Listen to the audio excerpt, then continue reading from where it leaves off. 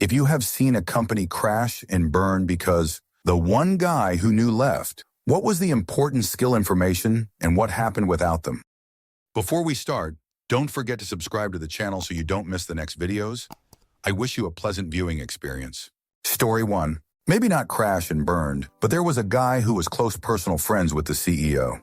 He owned so much company stock that if he sold his shares, it had to be cleared with board of directors and filed with the SEC Rule 144 as a registered secondary offering. Well, the company got bought out, which included trading his shares. If he sold, it would have been really bad for the stock prices, so they gave him whatever job he wanted, and he worked with me. He was unfireable. After a few years, some hotshot young manager fired him. The reasons were long and stupid, but it boiled down to, I don't like his attitude. Instead of saying, you can't fire me, he said, okay, and filed a registration statement to sell his shares. I don't know how much he made, but it was more than 90 million. It was his right. The board was forced to approve it, he paid taxes, and retired in his 40s. The company's stock price fell about 15 that week. That manager was fired, presumably out of a cannon. Answer: I don't know how many times I've seen a well-run organization, everyone knowing their roles and proficient at them, have a new manager come in and make changes for no reason just because he had the power to do so. One guy had a group of desks surrounded by glass walls to separate those workers from the others who had a different supervisor. The newly enclosed desks had all their computers shut down because of the heat that built up in the confined space. Down came the walls. Money partied too hard. Story 2. The Coors Company has long made ceramic lab filters. They custom made a large version of the mass-produced lab filters, and we had one at my company. We wanted another one, so we placed an order. We were told that X retired and no one else could make them that large without cracking. X apparently could not impart whatever he did to others. I have no idea if they gave up on making them as we switched to a different type after that. Maybe it was just a tall tale. Answer: honestly, I can believe that might be the case. Industrial ceramics do involve a lot estimates and empirical rules in their manufacturing, since you can get a decent amount of material differences from lot to lot. When talking about something as specialized as a large lab filter, I can believe that the forming and firing of them was based on feel more than any hard and fast rules. So, X probably spent 20 years working out how to do it by feel, but converting that into a strict process that anyone could follow wouldn't be easy. Story 3. The guy who knew the clients, had relationships with the clients, who had the history of the clients, the company. They got rid of that guy, and what a no. Clients started bailing because they didn't like how they were being treated, and the guy who could smooth ruffled feathers wasn't there. Answer: we had a guy at our company who had tons of customers who only used us because he was working for us. He was super loyal to the company. So when another company tried to poach him from us, he threw down a ridiculous offer he didn't think they would accept. And they did. Unfortunately, loyalty only goes so far because he would have been stupid to not accept an offer that was more than double his current position. The department he was in has still not recovered 5 years later. Story 4. There was a printing shop that was around forever. The owner knew everyone in the business. He found out he could get a contract to print and fold small instruction sheets for a medicine, a huge contract to print millions of these things. He knew the guy who had the printer, another guy had the cutter, and another had the folder. These machines were not being used. He bought all 3 pieces without letting anyone find out about his contract, so he got them cheap. Then he set it all up for continuous feed, and he had one well-paid guy running the entire thing. He made the investment back in the first print run, and then it was a big moneymaker. Then he sold the business and retired. The new owner saw one guy running this one print job. He thought all the guy was doing was feeding in paper and stacking the product from the other end. Obviously, he was being overpaid for this, so he let that guy go and hired a cheaper hand to just put in the paper and stack the product. Well, that operator he let go was not just doing that. The 3 machines needed adjusting. Someone had to watch it. Someone who had the kind of experience that you can't simply train someone to do. As the printer might be picking up paper a little off center, you turn a knob to about here, and if the folder is not creasing just right, then you move a lever to about there. It was always checking and adjusting a little when needed. The operator simply got another high-skill job at another print shop. Without the experienced operator, the entire thing went off the rails. The product didn't pass. He lost the contract, and that was a lot of the shop's revenue at the time. It didn't take long after that for the new owner to crash a 45-year-old business. Answer: electrician here. I wired an antique press for a customer a few years back that when purchased came with its operator. This guy had to be in his 70s, so I really hope they hired a trainee to work under him to learn the ins and outs of it. This press wasn't very large, but had a dedicated specialization, which I think was the ability to inlay gold leaf patterns into the paper. The value of knowledge and experience should never be underestimated. Story 5. An absolute star in an engineering company who, despite growing his side of the business, increasing efficiency, cutting costs, and gaining additional relevant training and qualifications in his own time, hadn't had a meaningful pay rise in 5 years. Gave notice after accepting a new position with a 60 pay increase, and the company immediately countered with an 80 pay rise offer. That they knew his worth the entire time and refused to pay until they had to enraged him so much that they turned an amicable separation into a hostile one. He came after their clients with a vengeance, and while I think the company still exists, it's a lot smaller than before. Answer. While at my last work, I paid for some training out of my own pocket to be able to better support clients. My boss at the time expressed dissatisfaction because he was concerned that our competitors would steal me because now I was worth more. It was at that moment that I decided to leave. Took my time getting offers, and when I finally handed in my resignation, he asked me what they'd offered me. Roughly 2x what I was being paid. Had the gall to tell me I'm worth more than that. Like, if you thought that, why were you paying me so poorly then? Went from I'll be willing to provide consulting services for the difficult co-figs I'd done to me, removing comments because fudge him and his business. Last I heard, they were bleeding clients and had been forced to downsize. Story 6. Not a crash and burn, but almost a critical system failure. New management came in and they were reviewing payments to outside labor and contracts and such. They found one such payment annually paid to a fella out west. The payment was $20K a year. They asked the wrong people and decided this was not necessary and canceled the payments and retainer. Apparently this guy was some expert co-writer for a system long out of use, but very much in use by my company. Kind of like those memes you see in the IT world showing how all of this critical infrastructure relies on some small antiquated software no one knows about. IT found out later they were never asked or involved in the decision. They basically said, without this dude, we are fudge. Management cut the check and he's on retainer. Story 7. Got rid of the CEO that actually took care of employees and grew the company exponentially. Explanation given was that they needed someone who could steward the company at that level. Really, the major investor company wanted to have their own guy in there. They threw around a bunch of pie-in-the-sky promises about an IPO, which was never going to happen. The people they successively brought in slashed and burned everything that made the place great. Got so bad we were forbidden from sending company-wide goodbye emails, which were par of the course in the past. They tried to reverse course on some stuff to stem the tide, but damage was done. Also, all the changes in leadership meant the product strategy was non-existent, and something that was the new flagship one year was deprecated the next. They are still plugging along, but a shell of what they O&FE were. Many people who made the place great saw the writing on the wall and got out of Dodge. Answer. Saw the same thing happen at a mid-sized food service company. Owner company leadership got a stick up their jerk because profits had been used to grow the company 10x instead of line their pockets over the final 2 years. They brought in some ladder climber exec from a soda company and ousted the CEO that had given them record years of growth and decent profit. Still profiting, just also reinvesting. Most of the senior execs left with the previous CEO, and it was downhill from there. Story 8. I make a product that requires a high-quality bottle and cap. During COVID, supplies were getting scarce. I secured some bottles, albeit lesser quality, but caps were a nightmare. I called my way up the supply chain. Ended up talking to the owner of the biggest manufacturer of the caps I need in America. Turns out they're completely shut down. There's one guy in Slovakia that can fix and service their machine. He can't travel because of COVID. I asked with a mildly condescending tone, is there a manual? Or can you FaceTime with this guy? Stonewalled. He's the only guy and we're waiting for him. Luckily, he didn't die and came to America to fix the machine 8 weeks later. Answer. This is way more common than you realize. I work at a company that is very good at getting parts. Even if they are discontinued, we can find you a suitable replacement. There have been times where we have put the one dude who can install it on a plane from Washington to Florida, part in hand, and they then fixed the machine and flew back home right away. Story 9.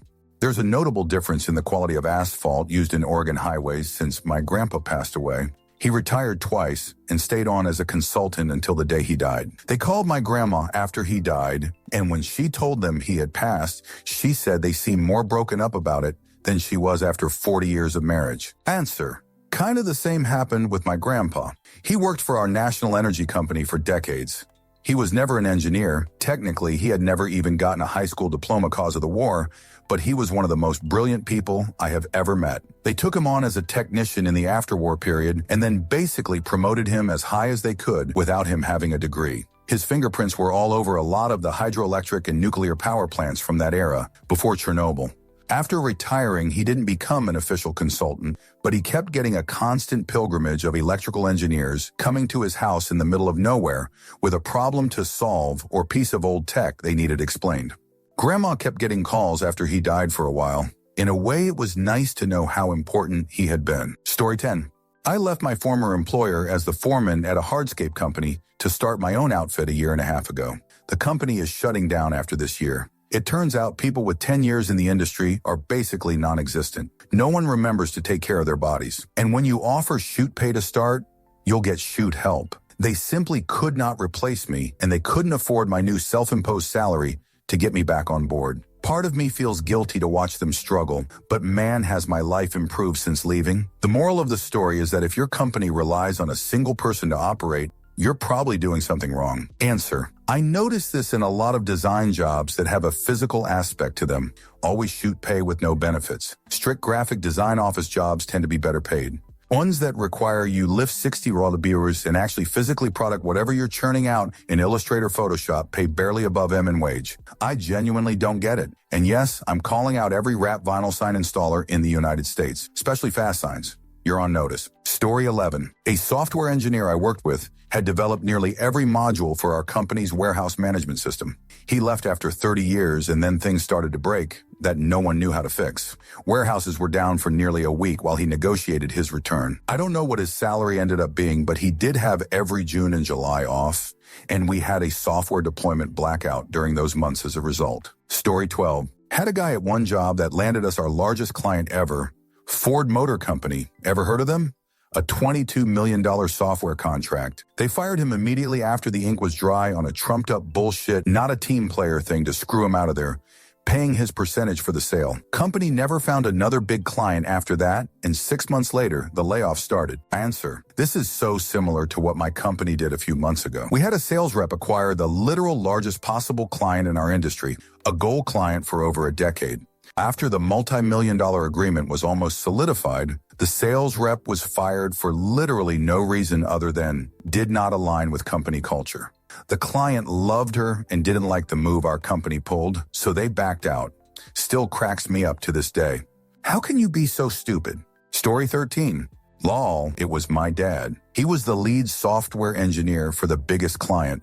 The company he worked at built automation equipment, and they did work for a certain large glass manufacturer. They absolutely loved him. Corporate removed the GM of his branch, and he got a bad feeling from the new guy. So he left, and they lost that main customer within 6 months. The branch closed down less than a year after that. Answer, this happened to me. My buddy was the lead developer for a project. He ended up hiring a bunch of his friends to help with development. I was one of the friends. The company started treating us poorly and prioritizing management and other aspects of the business over us, even though we developed and maintained the product. At one point, they made us all share an office while managers got their own offices, so we all just said fudge it and left for other jobs. The project tanked hard and is on its way to failure. Story 14. I read a story a while back, but I can't find it, so hopefully I don't butcher it. There was a guy who worked at a sausage, hot dog factory. His job was to push the carts full of sausages from the production area to the smokehouse. Eventually, his job was automated out and he was let go, but the quality of the product went downhill. Nobody could figure out why the sausages had different flavor and texture. It was realized that the time it took for the guy to push the cart to the smokehouse was essential in the process. They hired the guy back and had him push the sausages through a winding corridor to mimic the time it would have taken him to traverse his old route. The sausages immediately got their flavor and texture back. When he finally retired, they had to automate his job by having the sausages traverse a time-based path. I think they named the machine after him. I thought it was a fun story. Sorry I can't find the original. Maybe someone else can. Edit. Thanks everyone for the link to the story. It's such a wonderful reminder about how any job can make a huge impact on people. It just might not be as obvious as this one. Take pride in what you do, no matter how big or small, because it is making an impact to someone. Answer. That's along the lines of the Japanese breakfast sausage company that took off. Then once they got big, they changed packaging and sales tanked. The managers followed the customers from the stores and found everyone was using the little beef sticks as the stylus on their tablets on the subway on their way to work, then snacking on their way in the door. When they changed from the cheap wrapper style that was conductive to the blister pack style, it left a rough plastic edge so they didn't work on tablets anymore. Story 15. Apparently I was this guy and I didn't even know it. I worked for an MSP, generic IT company, and was like the fourth employee. I was there for maybe 2-ish years, and by that time we were about 15 people strong. The company had a lot of good paying clients, and I knew the intricacies of every single one of them. My job was to drive to each client once a week and do whatever IT tasks they needed to have done. Migrate an email server to the cloud? Done. Reset Karen's password again? Done. Replace the toner in the office printer? Done. I was basically contacted to do anything and everything they needed, IT related. Before I was hired, my job was done by the two guys who started the company, and when they brought me on, they took a more administrative approach to grow the business. I love my job. I didn't have to go to the same office every day. I had a company truck, company credit card to pay for gas, and freedom to take my time and do what needed to be done on my schedule. Eventually, the company grew too big and supported too many clients for just me to handle, so we hired more and more techs. However, I was by far the most experienced and technical person on the team, aside from the founders. After about 2 years, I had a friend who worked at AWS reach out to me and suggested I apply to work there, so I did. And then I got the job. My current pay at the MSP was $42K a year, and my job offer at Amazon was $80K with a $20K signing bonus, moving package, and stock options. So yup, I took the job and left the MSP. About 8 months later, the MSP fell apart. Apparently, none of the other techs made my regular clients happy. One of the founders tried to do my job and quickly realized how much work I actually did for them. He realized it wasn't sustainable and couldn't keep up with the work. He told his business partner they had to hire like 3 more people to do my job, but the partner said they couldn't afford it. Clients started getting upset at the subpar service from other techs, and one of the founding partners quit. In less than a year, the company went under, and the other partner founder moved north, California, to become a sommelier. At no point did I ever expect to be the downfall of that company. Answer: yeah, that is how MSPs work. I got hired at one right out of college for $16.50 an hour. 3 years later, during COVID, I was in a unique role only I handled: triage for every case coming into help desk, e-discovery searches, managing the email filters, and at $19 an hour. We got acquired and I was told they would actually name my position, so I wasn't listed as level 1 help desk. A year later, after the migration, no title change. Found out the new hires I was training with no experience and no degree were getting hired on at more than I was paid. Told the boss I needed more money and they eventually bumped me to, I think, $24 an hour. I went back a year later and told them I needed at least $28 an hour and was told they couldn't do that. After we got bought, all the decent techs were jumping ship. 4 months later, I got hired at the same place 2 of them went to. $78K salary. They pay my health insurance premiums, stock options, separate sick time, 8 days a year, and vacation, 4 weeks, 12 the workload. They pay for any training I want to take, etc. Effectively a 50 pay increase, all the benefits they got rid of once we were bought. When I had my exit interview and cited the denied raise as the reason, I got told pay isn't everything. It may not be everything, but it's a whole lot. The rest is work-life balance, benefits, and the people. And they're all better here. Last I heard, their most experienced level 2 help desk technician burnt out and left. Played Catan with him and another fiend a few months back. He is living at home and working night shifts at Home Depot because that IT job burnt him out so bad. The only skilled technicians they can keep are the ones they hired with no degree or experience. Their only other senior level 2 tech keeps applying for other jobs, but only has 3 years experience in retail before with no degree. So he can't get hired. Once he has 5 years, he's probably gone too. After I had put my 2 weeks in, they flew one of the executives to give a rousing speech. We don't do this job for the money. We do it to support the customers. One of the most senior employees broke in with, I do it for the money. Can you let me know about raises and benefits? Every employee left that meeting pissed, and all of us were talking about it together. I got a lot of, you left at the right time, comments. Story 16. The official name is bus factor, or how many employees could get hit by a bus before the company can't operate. Answer: I just had a conversation with a guy I work for about this. The company I'm interning for had this problem in a major way. Their second-in-command was in charge of everything: records, payroll, UHR, parts, systems. They left and the owner was gobsmacked at what they were actually doing. Lucky for them, they got everything turned around in about 8 months and trained at least 2 people for every role at the company. They are growing massively now, and while there are growing pains, they make a solid product that actually serves a need. Unlike these BS tech companies. Don't even get me started on what my definition of product design is compared to what a job ad for a product designer is actually requesting. Anyway, I brought it up because even with redundancies in place, we had about 4 key people off this week, and it kind of had some negative effects. They were temporary, but it really shows that even with redundancies, you can find yourself in a world of shoot. Story 17. I was that guy. I worked for a company that provided services for buildings, the big high-rise ones, maintenance, repairs, etc.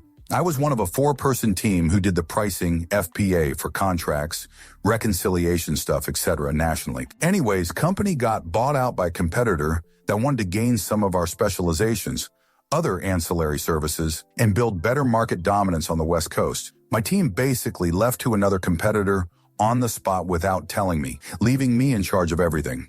I held on for about a year, all the while telling leadership that they needed to hire replacements. They never did. I tried taking vacation to prevent burnout, but was promptly denied. No one can cover you. I left the company, and last I heard, the company was losing contracts. I attribute this to the company's inability to get any other department to do what I and my ex-team did competently. To answer the OP's question directly, they lost years of domain knowledge on who our clients were, what their quirks were financially, risk knowledge, and generally knowledge about how our financial systems worked. Story 18. Back in the 60s, my dad drove a delivery route delivering eggs to restaurants and stores. One restaurant had a great cook. His cooking was widely known and the restaurant was always packed. He asked for a raise and was told that they couldn't afford it.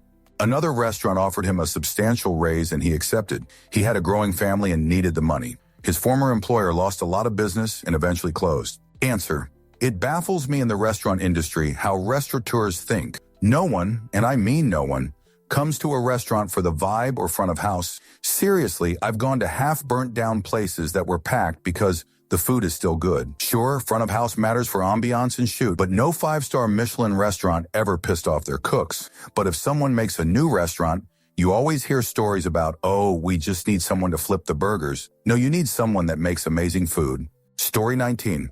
My small town. They forced retirement so they could hire new people at lower wages. Of course, the only place that had accurate water distribution maps was in the head of a guy they forced to retire. This is 20 years ago, and they had to give him close to $50,000 to get him to come back and work with somebody to get the maps on paper. Story 20. My supervisor head of department. I worked as a front-end dev in a very small and crappy marketing agency. My supervisor was not only our sole back-end dev, but also the responsible for managing client lists, our monthly phone messages to clients, and the entire server that housed all files. As soon as he left, I was just going to work without anything to do, and soon after the agency fell through. Story 21. Hello, El. Yeah, me. I went to work at a plastics plant, started as a forklift driver, learned how to make mixes, how the machines worked, how to maintain everything. I got promoted to maintenance, then to line manager, then plant manager. The plant was sold. New guy comes in, fires everyone, changes everything. He tried to hire me back at 75 of my former pay. I told him to kick rocks. He called me a week later and offered me my former position at the same pay. El told him I'd take a 10 raise. He hung up on me. He called me again the following week and agreed to my terms. The guy was an absolute jerk to work for. Finally, he pushed me too far, told me El had no idea what El was doing. I walked. He screamed at me when El left that El wasn't special, that he'd have me replaced before El got out of the parking lot. Over the next few weeks, El got a couple of calls from former co-workers telling me that everything was falling apart. Place went out of business in 6 months. Story 22. Hostile takeover, where the previous CEO and board was kicked out. During staffing decisions, one guy in the IT department got identified as only downloading the data from the server, anonymizing it, and then delegating it to the rest of the department for processing. Nothing we couldn't do ourselves, so they decided not to offer him a new contract. Previous CEO knew that guy was doing so little because he was actually the client. They were processing the data for who was very meticulous about keeping his client's data safe and anonymous. He was just technically an employee to make it easier for him to have an account with which to access the systems. So they immediately fired their biggest client. Story 23. When I worked for a major telecom, we had a manager who had come up through the union ranks. He had built and programmed a Unix system consisting of several PCs, which took messages from long-distance carriers, diagnosed the problems, referred the ticket to the appropriate work center, and when the problem was resolved and the ticket closed, tested the circuit again and sent it back to the long-distance carrier as resolved. But he did not have a college degree, and when the company decided that all managers had to have degrees, he was let go. Sadly, he was the only one that knew the system he had built in intimate detail. Myself and another tech could reboot the system, but if anything went wrong that didn't get resolved with a reboot, there wasn't anything we could do, or would do, since neither of us was being paid for that job. Ultimately, the system died. 4 technicians were assigned to do the work the system had been doing for as long as it took the company to put out a request for a new system, take bids on it, etc., and get the new system built and installed, which it turns out it never was. Story 24. There was a dude. He'd been there 10 years when I got hired. I knew more about databases and they wanted to promote me into a lead role. I told them to promote him instead, and I'd help with the DB side. They didn't, he left. We were a creative space product that integrated with Photoshop. I don't know shoot about Photoshop. Company was bought, everyone was laid off except a skeleton crew to offshore all operations. Story 25. At one point, the company I work for, retail store, had a safe that was broken. Me, ASST manager, and my boss, store manager, knew how to get it open. There was a trick to it that took us weeks to get the hang of. It cost a lot to fix that safe, and we complained about it constantly because it was a nightmare to get open before we figured out the trick. The company refused to fix it for years. They said it was obviously working fine. Since we were able to open and close the store every day, there was no problem worth dropping that kind of money on. My boss quit eventually, unrelated to the safe, and then it took them over a year to replace him. I also quit within about 6 months because the two of us were keeping everything afloat.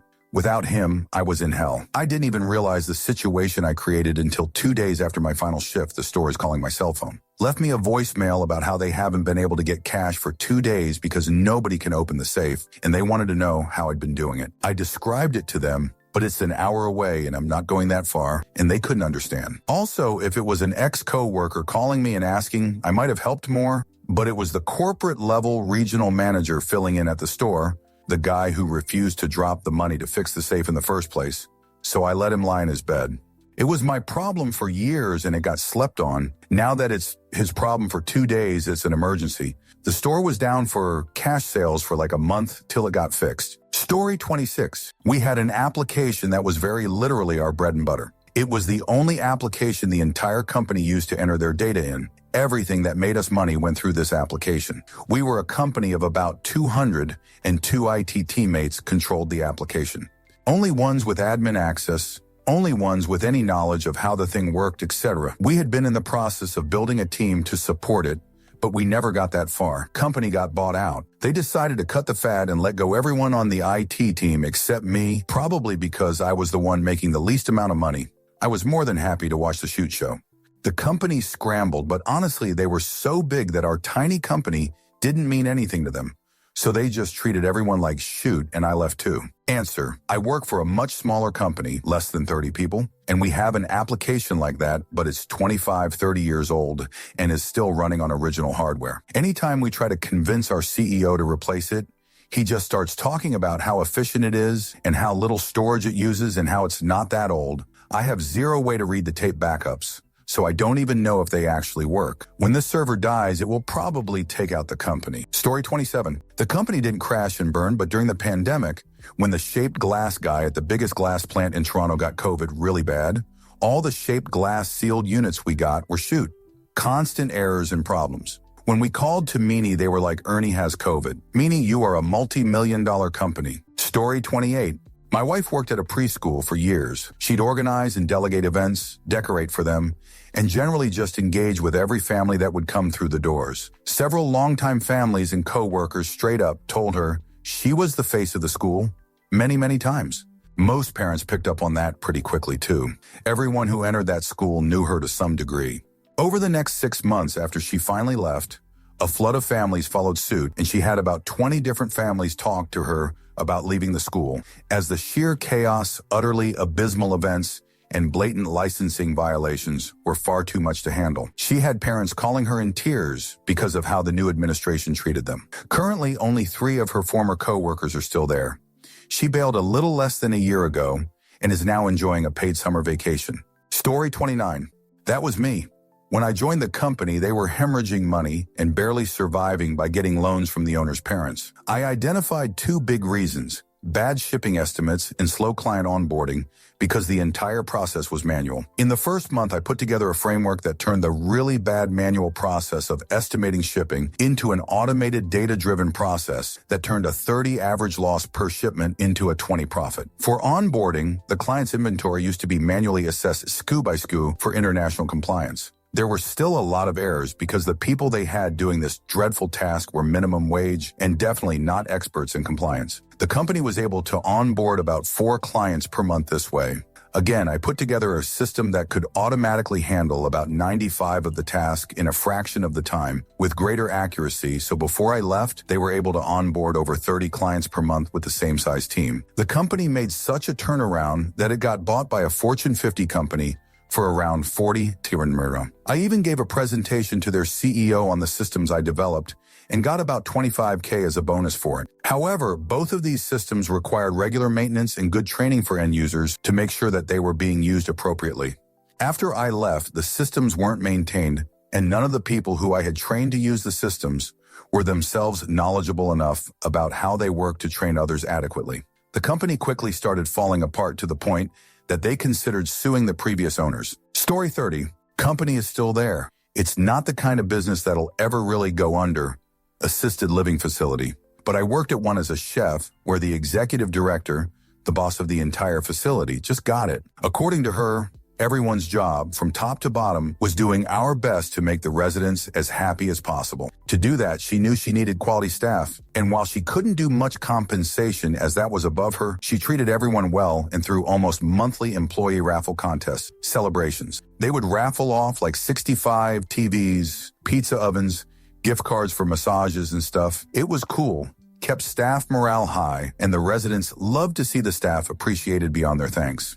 All of the department heads followed her ethos. If the residents requested it, and we could reasonably do it, we were to do it, regardless of cost or effort. We blew past budgets monthly, but she argued to corporate we were like 98 full, with a ridiculously high resident satisfaction rate compared to other facilities in the area. I think they passed her up for a promotion for like the 3rd or 4th time, and a competitor offered her her dream job with significantly better pay and benefits. None of us could leave her for blaming, as much as we all wanted her to stay. Within 4 months of her last day, 6 out of the 7 department heads had resigned, with several being walked out day of despite giving the required month's notice. The kitchen, our department, held out the longest at like 5.5 months before our culinary director got fed up with 80-hour weeks and being expected to manage a menu on a budget that could barely cover half.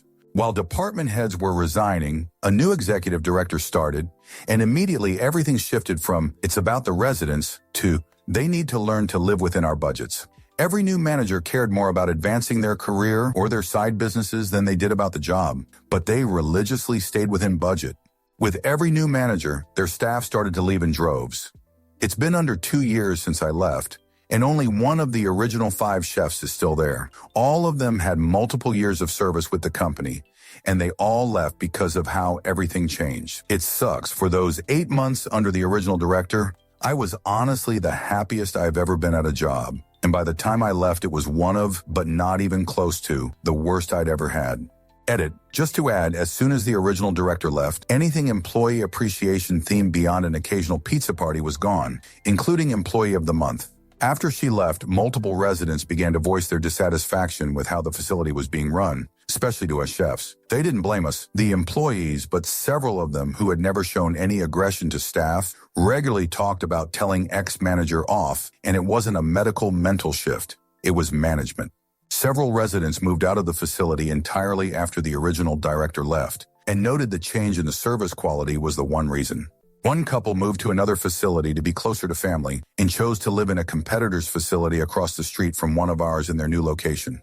Story 31. Not the same, but today I stopped by my old workplace to say hi. Wanted to keep some connections open. It's the first time I've seen my old boss since I left. I was underpaid by like $20K a year, had minimal support and respect. Man, I wasn't prepared. In the 6 months I've been gone, my old boss aged more than the 10 years I was there. Startling. Can't say I have any regrets, but darn. Story 32. Worked a cafe job after college. I put my heart and soul into that job. I was working almost every single hour it was possible to be scheduled. I knew the entire regular customer base.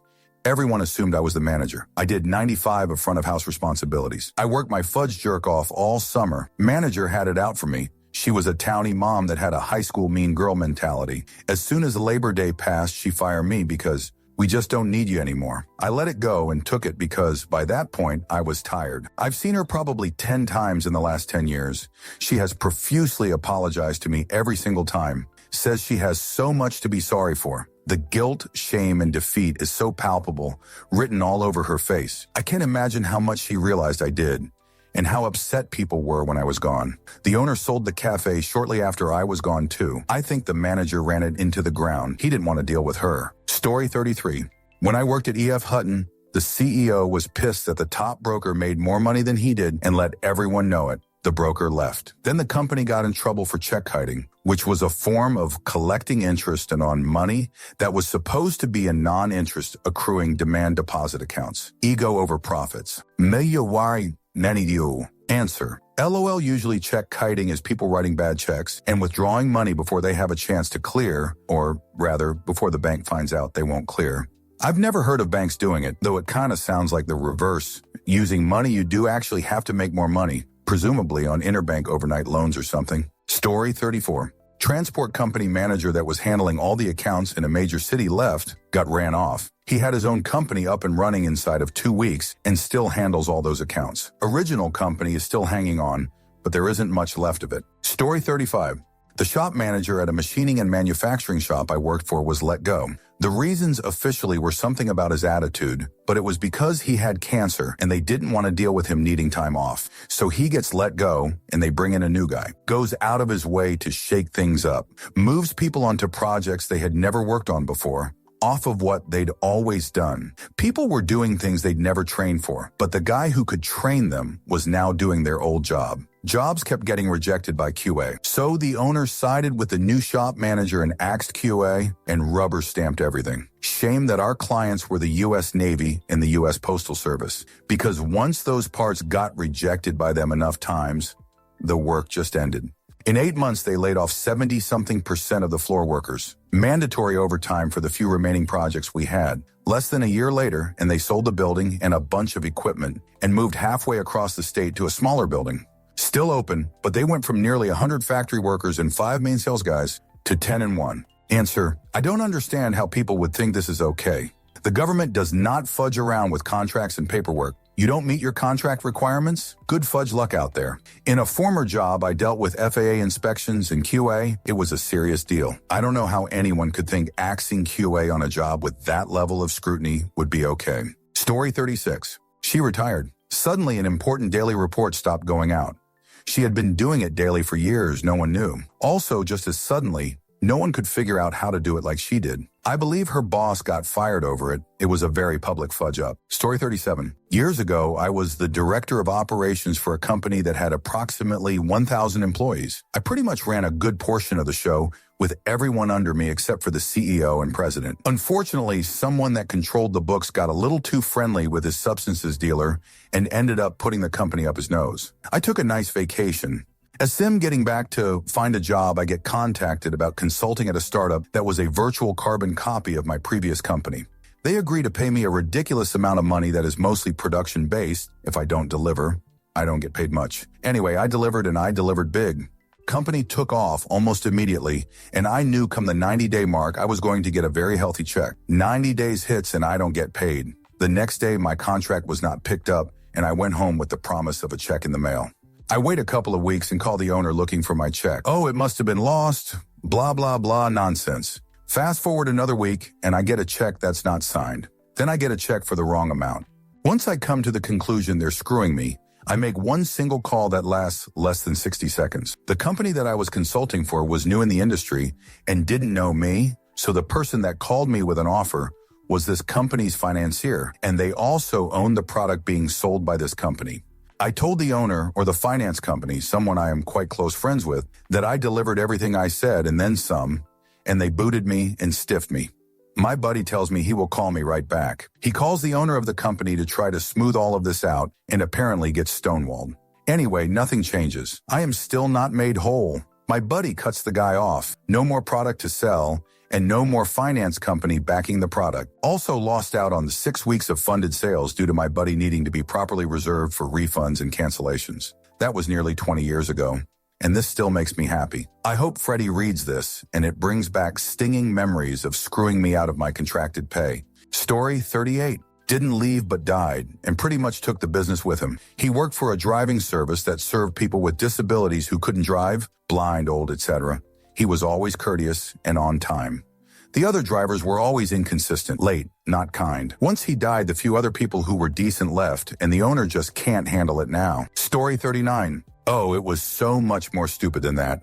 I worked for a company that contracted with doctor offices and hospitals to handle insurance billing. That's what the entire operations department did. They knew all the players on both sides, all the federal and state regulations, and all the places where they could push, tweak, or untangle paperwork and get the money. The company decided to offshore those tasks to India. Well, after India was no longer the country you wanted to offshore anything to, then they laid off the entire ops department. 80 people suddenly without a job. Somewhere around 1,000 worker years of institutional knowledge gone, like you snapped your fingers. It took 2 weeks of absolutely nil productivity, while those of us in IT had to deal with the overseas contractors inventing problems and breaking chutes so they could hide that they had no way to meet their service levels. But the company turned around and rehired as many of the people they'd laid off as possible. To my surprise, they got about 2/3 of them back. People who understand medical billing have never been short of work, but I can see where a lot of them just wanted their old job back. Once they got the ops department back, they put them on training the contractors, which didn't work, and then supervising them, which didn't work. At the time, the company was being purchased by a multinational healthcare corporation and had just signed a contract that more than doubled their client base with one company. First, the new client sued the pants off the company, and when it was clear that company management was actually just as stupid as they sound, the new owners simply took over the clients and systems and shut it down. It quit about a year before all that went down. Honestly, every smart person in IT saw the writing on the wall and went looking for an off-ramp as well. Answer: I left a place that did the exact same thing, laid off all the people that worked with the insurances for funding of medical equipment, shipped everything to India. India had absolutely no clue. Company lost out in huge amounts of funding.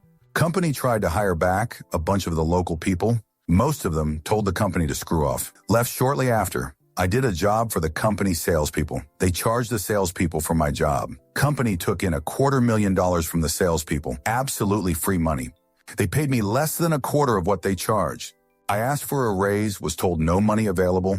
The last straw was when I wanted a random Friday off, but was denied because someone in a different state that did a similar job with different salespeople took it off, and we needed coverage. That was on a Monday. By that Friday, I gave my 2 weeks. Story 40. My company is on the verge of this happening. I work in a large hotel in a big city. The hotel is a bit old, built in the early 90s. With its age, the building has constant issues with things like plumbing, the walk-in fridges, ceiling wall leaks during rain, etc. Most of the problems are handled by one guy. He doesn't trust any of the other engineers to do the job as good as he does, so nobody has been trained on a lot of the crucial tasks he does. If he quits, retires, or gets hurt, the hotel is screwed.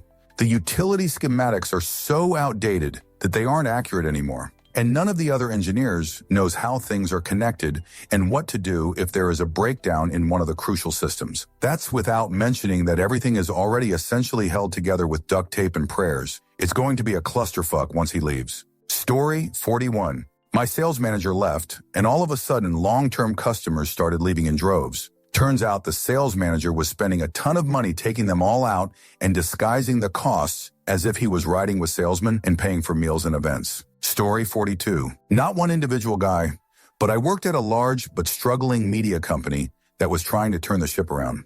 My team had been doing a full court press on marketing and promotions, and really getting the ratings up on our original programming considerably past where they would have been normally. We were punching way out of our weight class. Well, there was some sort of political struggle in the C-suite, and the result was that our team got eliminated. The ratings went into a passing spiral the very next week. Not exaggerating, things went pear-shaped within days. Eventually, the lack of promotional support led to the entire initiative failing, which led to the bankruptcy and ultimate sale of bits and pieces of the company until it essentially ceased to exist. Story 43. Doji got rid of the entire purchasing department at our NIH Institute. The only person who has a purchase card in our department is a PhD in molecular biology. His main role is now purchasing, not science. Also, since the purchase card limit is 10K, we cannot renew the service contract on the analytical instruments that analyze substances for clinical trials. Answer: VA research is taking a beating as well. Assholes are clawing back money approved years ago, cutting the overhead that pays for the various support personnel, etc. Projects are slowing down or stopped. I've been there 30 years, starting as a PhD student in biomedical engineering and becoming a PI for a while. This level of fuckery is off the charts. For the past several years, I've been winding down my commitment. I was down to 25, which let me continue to do interesting work, but left me free of the burdens of a full schedule and, more importantly, of lots of admin nonsense, as my tasks had to be prioritized for what only I could do. Long story short, I now have a grand total of 20 hours, what has up until now been one pay period of 2 weeks at 10 hours a week, that I will get paid for from now until October, at the earliest, but possibly longer, assuming new grants are funded, and at a functional level. I informed one of the PIs I've been doing most of my work for that they need to prioritize what they want from me. For the past 18 months, I had been building an experiment software package that their lab bases a huge portion of its work on, including generating pilot data for getting new grants. They gave me a list of things that would easily take well over 100 hours to design, code, test, and train. I explained that that's not happening. I'm not going to abandon them, so I will do some of it, and it will definitely take more than 20 hours, so I am keeping track of the overage, which may come out of those new grants. Amusingly, some of this is self-inflicted. At the beginning of the year, I got about a 30 increase in my salary to the mid-100s. Now I'm too expensive for the grants that had covered me. LOL. Anyway, I'm now enjoying my greatly relaxed schedule, free of many of the demands placed on me. I think I'll walk the dogs and then go for a bike ride. Edit. At least my health insurance is still being covered. I'm pretty expensive. Story 44. My buddy used to work at a bar and did pretty much everything. Cook, DJ, and barback. Before he left, he said they won't last a month without him. He was right. They shoot down about a month after he left. Story 45. I worked as a local tech for a multi-state IT contractor about 10 years ago. One of the companies I regularly supported was an accounting firm that mainly dealt with company taxes. One of my first visits, I found an old WinXP box in the rack. The only thing I could find on it was that it held a giant ACES database. When I asked what it was for, they told me it held their home-brewed customer info database that tied into some mail merge macros they used for sending out customer correspondence. Not their actual tax processing app, just the customer info. They were deathly afraid of doing anything with it. Just looking at it cross-eyed would cause it to BSOD. I told them that it was so out of date, our monitoring and backup tools would not work on it, and they insisted it was okay as Jane was the only person who did anything with it. Jane was their rather nice older receptionist, who was also the person who built and maintained the DB. She was proud to let anyone know that she learned how to do it after taking some community college classes. She was also the person who fixed it after one of the many crashes would tie it into knots. They also had a beast of a server stack that was drastically overkill for what they used it for. We're talking PowerEdge R920, dual high-end Xeon procs, 64 TB RAM B per proc, plus an MD200 array that was stuffed full as well for well over 100 TB of raw storage. The server only ran AD, some small files shares, and the print server, easily 10 to 15K of hardware. Basically a sports car. They didn't drive over 30 mph. I offered to at least virtualize the XP box to the server, since there would be some kind of redundancy for it with VM backups, plus our already in place cloud backup of their server, but again, they said no thanks. I also suggested moving the DB out of Access and into SQL, as it was a much better solution for a DB of that size and importance. I estimated roughly 20 hours to port the DB and test, or about 10 to build Hyper-V and virtualize the PC. I was also going to tidy up the spaghetti monster of the cabling in their racks during the wait times at no extra cost. I would bring it a couple of more times, but they never went with it. 2 years later, Jane passed away. 3 months after, the XP box finally had a crash that it could not be recovered from as the motherboard fried and took everything else with it. Jane had never showed anyone how the DB or macros worked, and there was no backup of any of it. It took them 6 weeks to find a contractor, purchase and implement an actual CRM suite with CQL, train, and about another 50 hours of billable time from me and my company over that time frame to help them bring it online. Then there was the payroll for the temp they brought in to enter all of the customer info.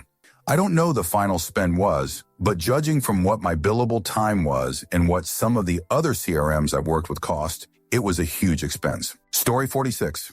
I just watched a documentary on the Titan sub that imploded. They had a ton of that guy sounding the alarm, but money and ego led to passing. Answer: regulations are written in blood. Lots of entrepreneurs forget that, think they can skip over bureaucracy, and get things done faster. The rules exist for a reason. People bled and died for those rules to exist, to protect others. The people who died on that sub shouldn't have. They died because of one man's ego, who thought he was smarter than everyone else. Something I was told by a friend in Hawaii a few years ago, an engineer with a lot of years of experience, that goes along with this. Stockton Rush hired people right out of school whom he could basically bully into doing what he wanted. Basically, grad students. I was in his garage and he showed me a 20 Ritchie Chrétien telescope he had there, ready to use, just gathering dust. He said I could have it for free.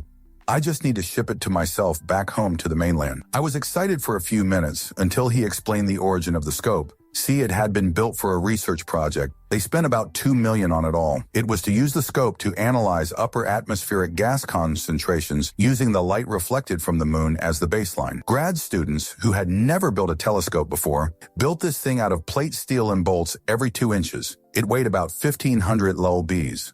I passed. Amount that could handle that would be $300K. It was a lesson. Get an expert to design something, and it will cost less overall. His job was to build remote telemetry systems. He built them for years for oil and gas companies in Alaska. He knew what off-the-shelf systems could be bought or put together for $200 that would take a grad student $5K and months of effort to design and build from scratch. You pay a premium for that knowledge, but you save a lot more in time and money. If you listen, of course. Story 47.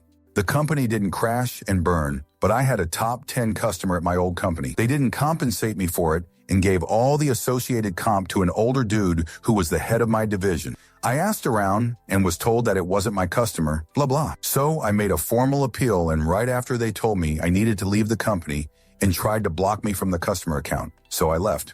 My new company more than doubled my compensation immediately. Customer came with me to the new company, which has since bonused me for the customer account as well. Old company was shocked Pikachu face when the customer walked with me. Felt pretty good, I can't lie. Story 48.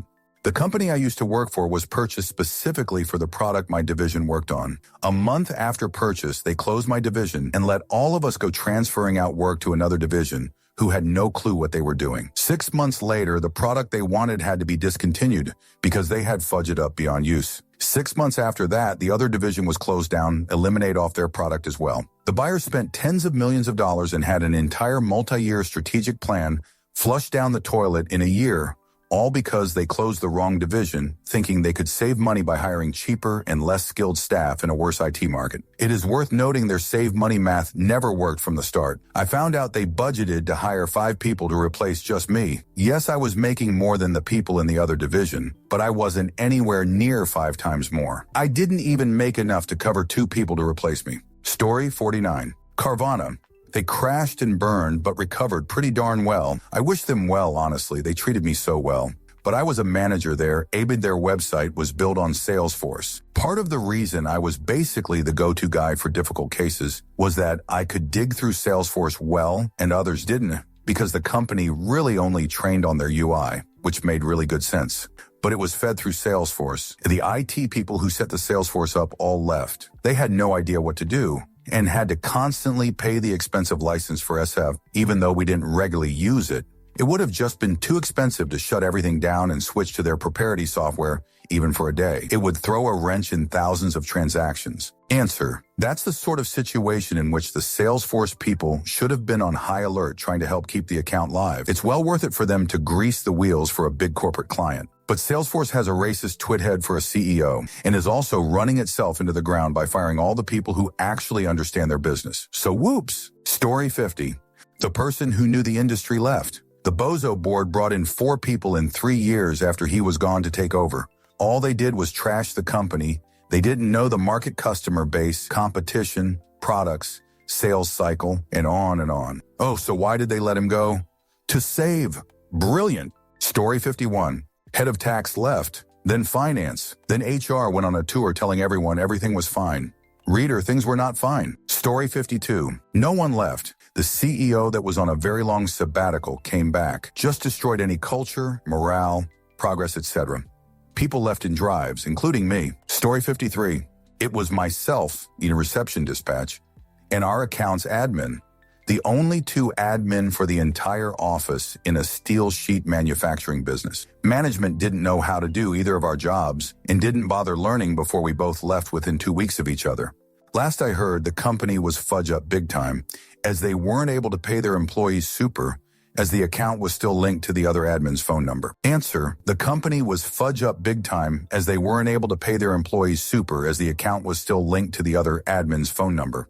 If that is auto super via 0, literally all they have to do is have the account admin raise a support ticket, or failing that, just set up the ATO clearinghouse and pay it that way. Jesus, they really are incompetent or don't care. Story 54. The new guy didn't drink, sales crashed. I knew about a guy who was running a factory in Turkey for a big worldwide known company. He did a good job and got promoted to Continental Director, the 2nd tier in that company. About a year later, he was asked to go back to the factory to find out why sales went down dramatically. So he went back and found out the factory was running well. The products were still good. He couldn't find anything wrong. They just didn't sell. So he called the most important former customers that stopped buying. Their customers were nearly all from the former Soviet Union, mostly Russians. They had the habit of celebrating a contract with a night out before the signing, as there is a belief you can only trust people you had some drinks with. They all told him they didn't sign extensions as they didn't trust the new manager because he declined to drink adult beverage at all. Story 55. Not a crash, but I bet it hurt as hell. The big company I worked for bought small family-driven competitor for a low 8-figure amount. The contract stated that the owner of the small company can't work in the field anymore. He accepted under the condition that his son can work at the big company. Son worked there for 5 years, gathered intel, and left to build his own company with dad's money. 80 of the acquired customers instantly moved with the son and wanted to work with the small family business they had good relations with in the past. Story 56. In China, there was a restaurant I used to go to all the time. I was going there almost daily. It was a short walk from the kindy I was teaching at, about 100 meters. But there were a lot of restaurants that close. The reason I went to that one was because the food was brilliant. The guy who cooked for them was really good. Anyway, they got so popular they could no longer fit all their customers in, so they moved to a new place about 5 times larger in a new mall that opened up. The cook asked for a raise and they fired him. I asked some Chinese friends why the food in the new place sucked and they told me. I went to the new place twice, once to see if it was just as good and it wasn't. That was when I asked my friends what happened. One last time a few months after that to see if they improved, and they hadn't. Beautiful new premises, but who cares if the food is shoot? I go there to eat, not look. They used to pack in 30 or 40 people at their old restaurant. The new one had room for 200, and I used to see 5 to 10 people there. There were nearly as many staff as customers. Within a year, they closed down, all because they were too greedy to give their cook a raise. Story 57. So, in the mid-90s, Shell Canada hired a star management consultant from the Netherlands to come into one of the Ontario chem plants with the goal of cutting costs within 5 years without affecting output to keep the plant economically viable. He was about 33 years old and spent a couple weeks conducting interviews while wearing a 1000 suit. His solution was to offer every employee over 50 who had 20-year service a buyout. These were union gigs, and by 20 years of service, they were all making at least double that of new hires. The buyout that the union agreed to was 80 of wages for 5 years, and keeping full pension at 65 as though they never stopped working. They'd replace the 30 or so veteran employees with 10 new contract hires from India. And even being on the hook for 80 of those salaries means savings in the short term, and after 5 years, big savings. The Indian contractors wouldn't have dental pension included in their contracts, so no big deal about the pension deals either. With a total workforce of 200 at that facility, who's going to notice the difference? Big company farewell. All the early retirees are worried about a job outlook that's looking pretty grim in the 90s. But one of them knows a consultancy firm that would love to add them all to the roster, and within a month, many have signed big contracts to work in the Middle East at salaries that, when combined with their crazy severance packages, mean they can retire after a few years. The problem was that several critical systems at the Shell facility relied on some old 1970s digital computers, the kind that were multiple giant circuit boards encased in big clear plastic boxes with big red digital calculator-style displays, accompanied by 5,000-page spiral-bound handbooks with instructions for interpreting and programming via the numeric interface. These had a few decades of handwritten notes and tweaks further complicating things. None of the remaining employees or new hires had ever used these. Every time they needed to, they'd just get one.